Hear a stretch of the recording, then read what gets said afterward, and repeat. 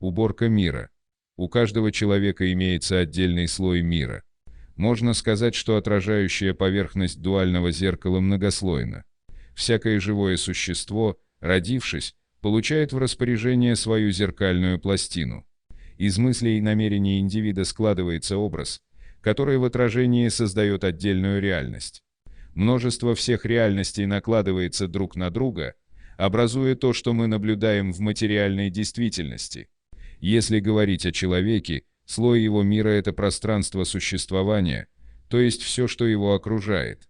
Индивидуальная реальность формируется двумя способами – физическим и метафизическим.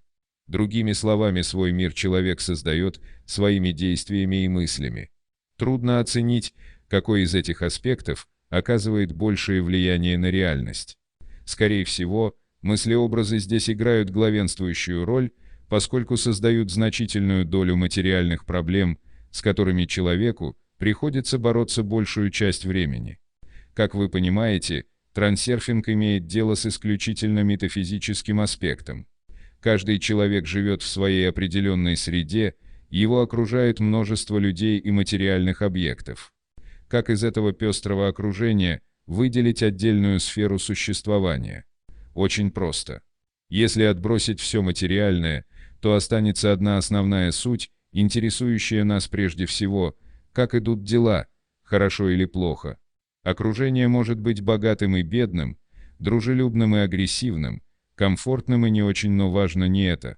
Главное, насколько человек счастлив в этих условиях, получает ли он все то, к чему стремится, удачно ли складываются обстоятельства. Вот это качество слоя и его оттенок и оказывает решающее влияние на все, что происходит в материальной действительности. Слой мира может иметь как светлые, так и хмурые тона. Все зависит от того, как человек выстраивает образ своих мыслей. Чем больше там негатива, тем мрачнее действительность. А чем хуже идут дела, тем больше накапливается неприятие, что по цепочке обратной связи затемняет слой еще сильнее. Из всего этого следует, что свою отдельную реальность, как и тело, нужно содержать в чистоте.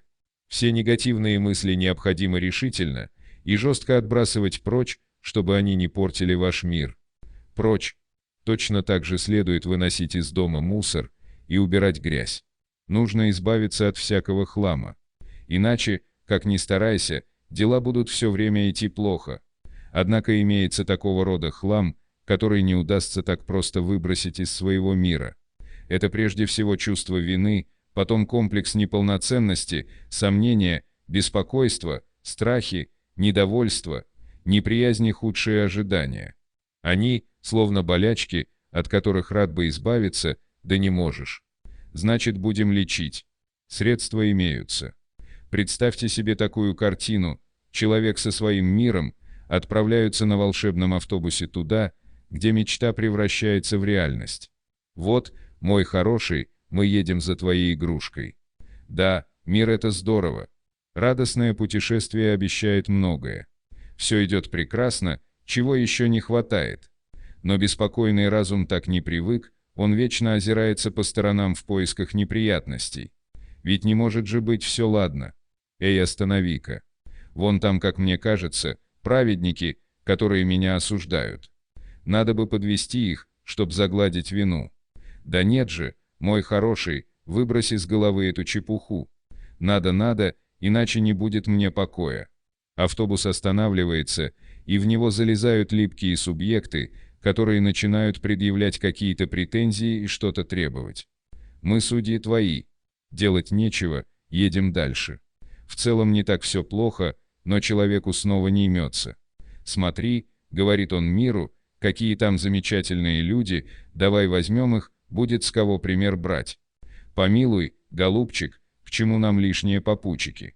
Мир делает слабые попытки возразить, но вынужден согласиться, и автобус наполняется спесивыми личностями, которые всем видом показывают, что тебе до них далеко. Мы твой идеал. А на дороге уже голосуют страх, беспокойство, сомнения и худшие ожидания. И, конечно, человек пытается рассуждать с умным видом. Быть может, эти мудрые путники укажут нам нужное направление и уберегут от неверного шага. Как изволишь, «Любезный мой», соглашается мир и впускает голдящую публику. «Мы твой здравый смысл», заявляют они и своими здравомыслящими стенаниями превращают поездку в сущий ад. В довершение ко всему дорогу перегораживают недовольство, осуждение и неприязнь. Человек никак не желает встречи с ними, но мир уже привык брать с собой всех, на кого разум обращает внимание. «Мы твой страшный сон», орут неприятные типы и с гоготом вваливаются в двери. Человек и рад бы избавиться от докучливых попутчиков, но поздно. Автобус переполнен и дальше двигаться не может. Манипуляторы, картонные кумиры, кликуши, советники и прочая нечисть все испортили. Но кто виноват? Зачем было брать их с собой? Самым деструктивным из всего этого мусора является чувство вины, осознанное или нет, неважно. Если вы замечаете, что мир наказывает вас или унижает, ведет себя так, будто издевается, пытается подчинить, значит, имеются все признаки болезни. Гоните эту заразу пинками прочь. Чувство вины – это взорвавшийся гость в вашем доме, который, развалившись в кресле с ногами на столе, диктует вам свои условия. Вы вполне способны вышвырнуть его вон, если осознаете, что это в вашей власти. Даже в случае, если вы действительно в чем-то провинились, у вас имеется право просить прощения всего один раз. Чувство вины порождает наказание в самых разнообразных формах, от мелких неприятностей до крупных проблем. Можно порезать палец, а можно попасть в аварию. Внешнее намерение непременно включит в сценарий какое-нибудь наказание. Так устроен шаблон мировосприятия у человека. За проступком должно следовать возмездие, и душа вместе с разумом в этом полностью единогласны. К тому же чувство вины сильно натягивает поляризацию. В результате равновесные силы навлекают на повинную голову всевозможные напасти. И самое досадное из всех неприятностей — манипуляторы, которые, словно надоедливые мухи, так и липнут. Они наловчились индуцировать чувство вины у своих клиентов. Если человек имеет склонность брать на себя вину, манипулятор будет делать все, чтобы взвалить на него еще больше. Комплекс вины насаждается извне еще в детском возрасте. Взрослые иногда пользуются запрещенными приемами, чтобы заставить своих воспитанников подчиняться. Если ребенок пребывает долгое время на попечении типичного манипулятора, в его неокрепшую психику прочно встраивается своего рода микрочип в виде неосознанного чувства долга или обязанности отработать какую-то повинность. Запрограммированный обречен нести свой тяжкий крест и оставаться марионеткой в руках манипуляторов до тех пор, пока этот микрочип находится в подсознании. Но как его оттуда извлечь? Задушить вину нельзя, и просто так избавиться от нее невозможно, слишком глубоко она засела. Душа и разум очень долго жили с таким ощущением, вечно быть всем чем-то обязанным. И вывести их из этого состояния можно только конкретным образом действий. А именно, необходимо прекратить оправдываться. Здесь имеет место тот особый случай, когда лечение болезни как следствие устраняет его причину. Вам не нужно себя убеждать, что вы никому ничем не обязаны. Просто следите за своими обычными действиями, для чего потребуется осознанность. Если раньше вы имели привычку по малейшему поводу извиняться, то теперь заимейте другую привычку – объяснять свои поступки только в том случае, когда это действительно необходимо. Не надо убеждать себя в том, что вы не обязаны. Пусть чувство вины остается внутри, но внешне вы не должны этого показывать. Манипуляторы, не получая от вас прежней отдачи, постепенно отстанут. В то же время душа и разум будут понемногу привыкать к новому ощущению.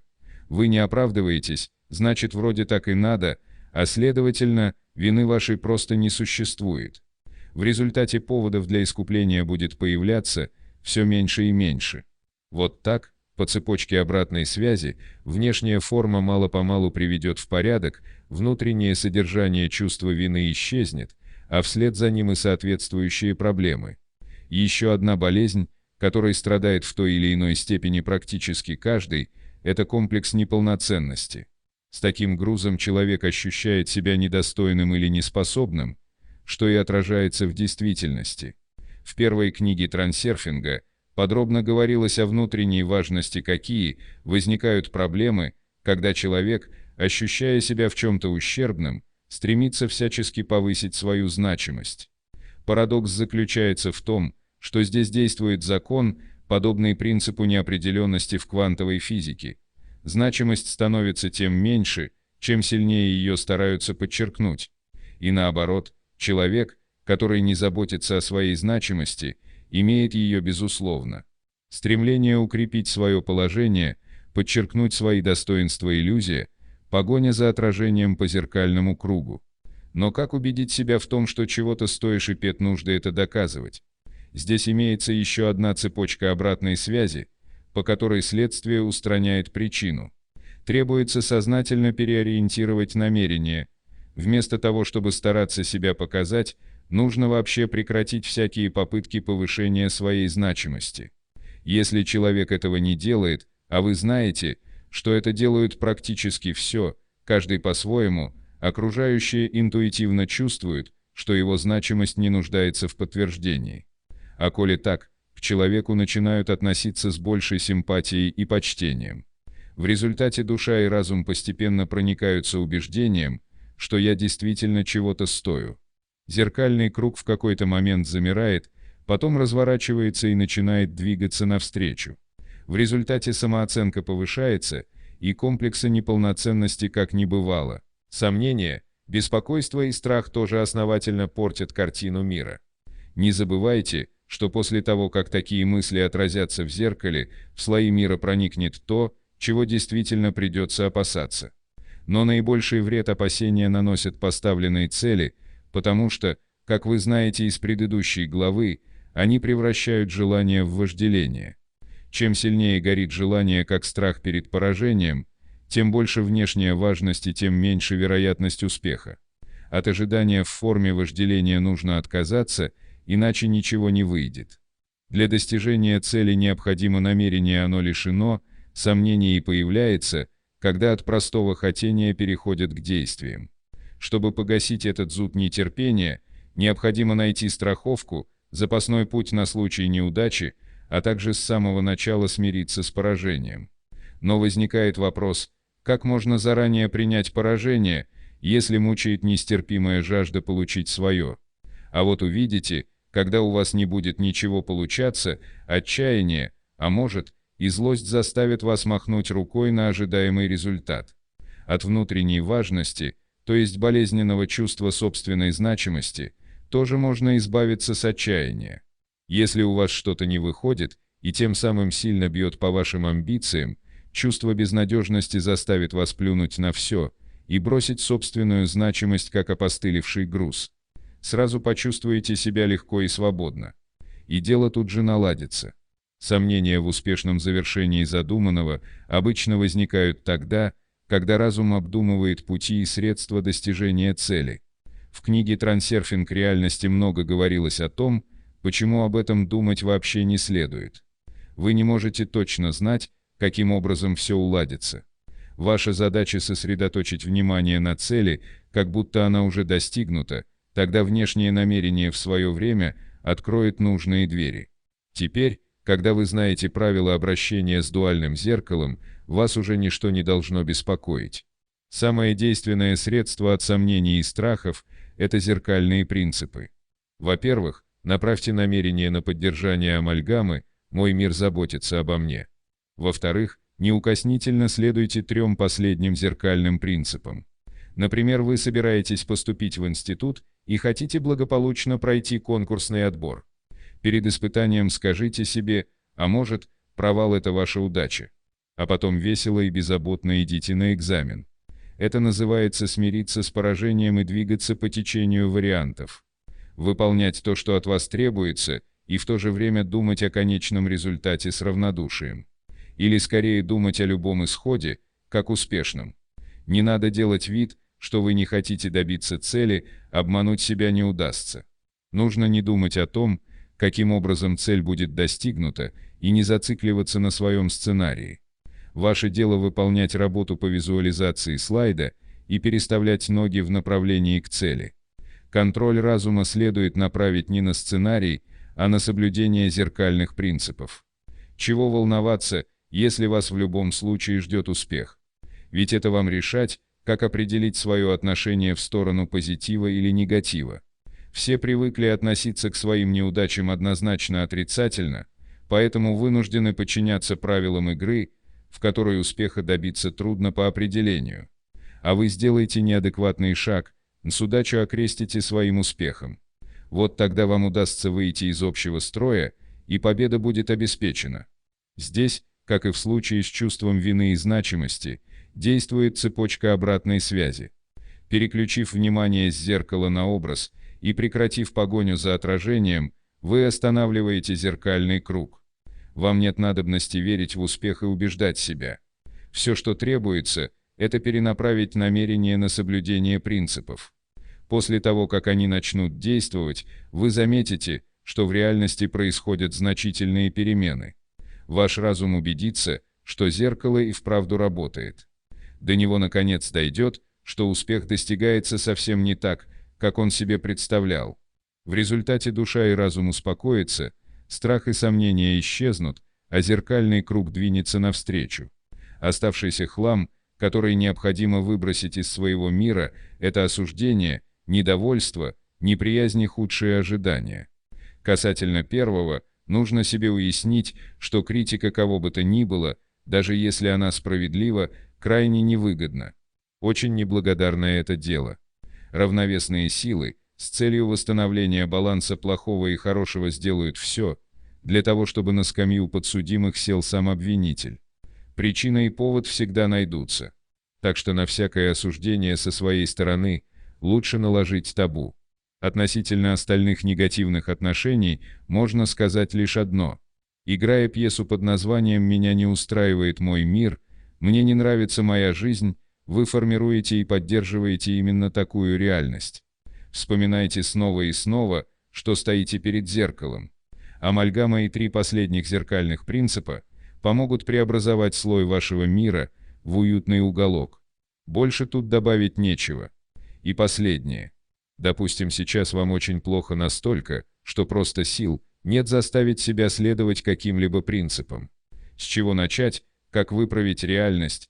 Бывает, что жизнь становится совершенно невыносимой.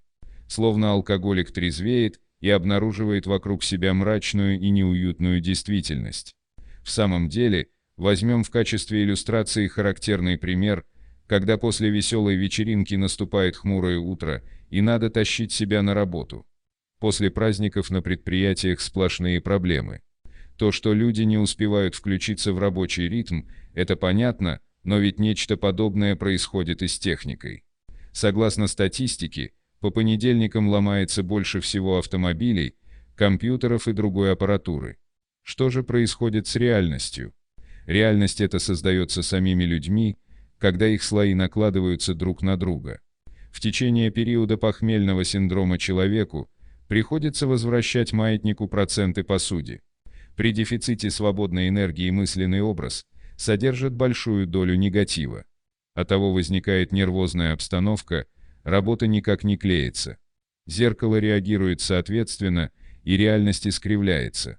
Если дома выходят из строя бытовые приборы, то на предприятии совокупное искривление ведет к более ощутимым последствиям, происходят несчастные случаи, механизмы ломаются, сложная и в особенности, точная техника работает нестабильно.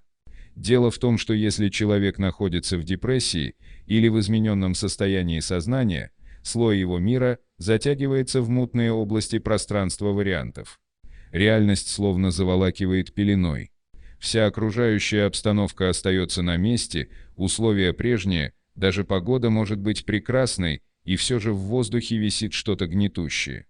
Если в такие дни вы не обращали внимания на оттенки реальности, понаблюдайте. Вы почувствуете, что материальный мир смотрит на вас с холодной враждебностью. Изменилось качество его слоя, дела идут плохо. Вот это качество мутная пелена и оказывает вполне ощутимое воздействие на все, включая технику.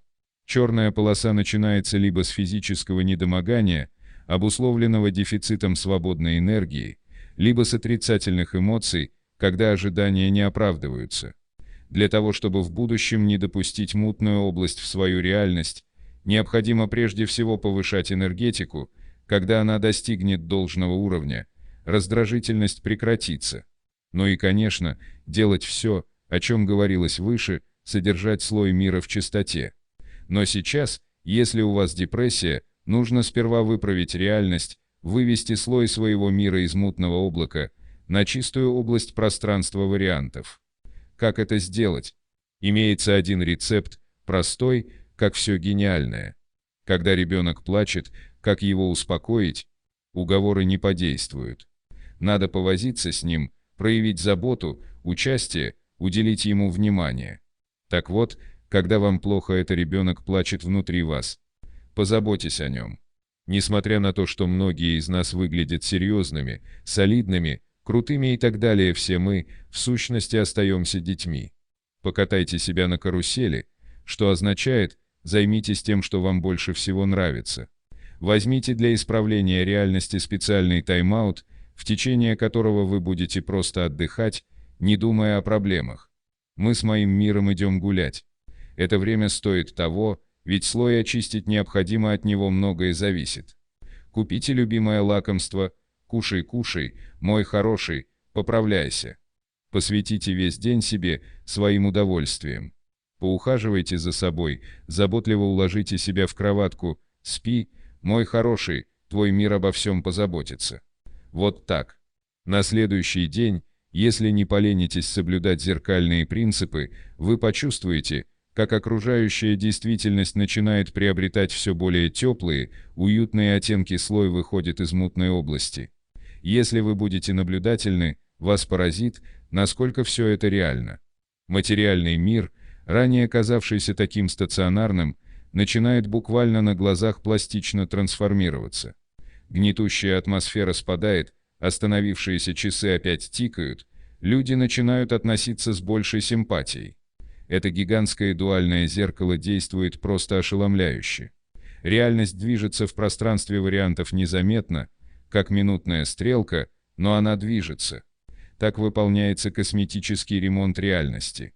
Но это еще далеко не все. Капитальный сделать не желаете? Вспомните, как это было в юности, все краски казались такими яркими и праздничными. Жизнь была прекрасна и полна надежд. Вам было хорошо. Хорошо, потому что ваш слой, как и тело, были чисты и свежи. Мир заботился о вас, правда, вы не очень-то это ценили, но зато и не предъявляли особых претензий. Однако со временем претензий и негатива в образе мыслей становилось все больше. В результате оттенки слоя потускнели, и жизнь вошла в тот период, когда говорят «вот раньше было». Данный эффект вперв. Ой, книги трансерфинга описан как смещение поколений. Время летит стремительно. Все было, как будто вчера, и все было очень давно. Возраст цепко и неотвратимо берет свое. Надежды стареют, мир ветшает. Неужели вечеринка подходит к концу? Нет, все еще можно вернуть. И прежние краски, и новизну ощущений, и восторг надежд. Если вы будете придерживаться зеркальных принципов, вам предстоит столкнуться с удивительным явлением. Слой мира возвратит былую свежесть. Когда вам удастся выправить для себя смещение поколений, вы в полной мере ощутите, что это такое управлять реальностью.